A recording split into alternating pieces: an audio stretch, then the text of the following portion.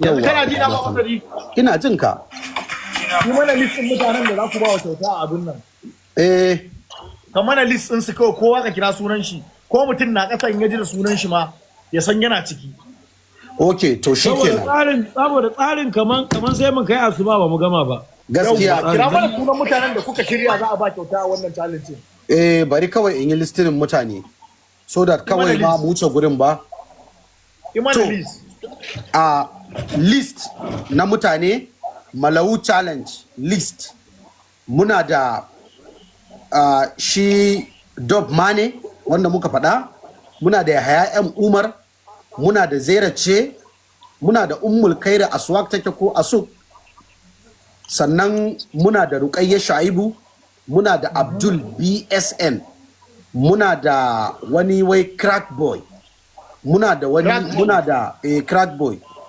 muna da Aminu Kina, muna da Abji, muna da wani wai Speedy Gen, muna da Yaron ne, muna da Shehun TikTok, muna da Yusuf Small ne, muna da Prince Keke, muna da Whiskey Backup, muna da Youth, akwai wani wai Young MA, muna da G-Boy 227 Niger, ɗan ƙasar Niger ne, muna da Nice Spy, muna da Dinas Beat, muna da wani sunan shi baya faduwa wai Young Abba ne ko waye, muna da Young Abba, sannan kuma muna da Shock Z, muna da Sax D, bayan Sax D muna da Saudat Lafiya,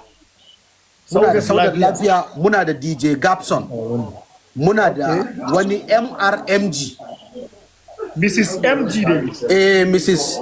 Mrs. MG ko Mrs. ko Mr. MG, sorry yawa. Mr. MG ba? Wani mai takalmin taya ne shi ma. Okay, Mr. MG yawa. To muna da Mr. MG, muna da wani wai A-Boy Killer. A-Boy Killer. Yawa, muna da A-Boy Killer. Sannan kuma A-Boy Killer ko?